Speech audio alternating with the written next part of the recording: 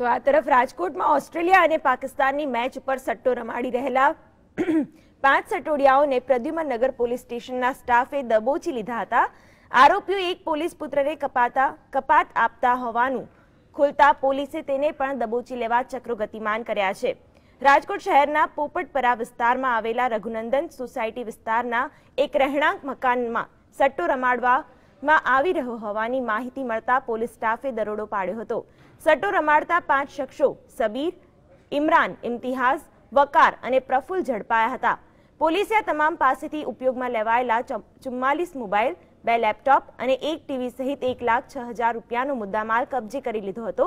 પકડાયેલા 5 આરોપીઓની પૂછતાછ કરતા આરોપીઓએ કબૂલાત આપતા જણાવ્યું હતું કે પોતે વિશ્વ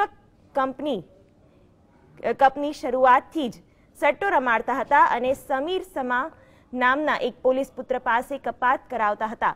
ક્રિકેટ સટ્ટાના નેટવર્કમાં પોલીસ પુત્રનું નામ ખુલતા ભારે ચકચાર મચી ગઈ છે। પોલીસે સમીર સમાને પણ પકડી લેવા ચક્રો ગતિમાન કર્યા છે।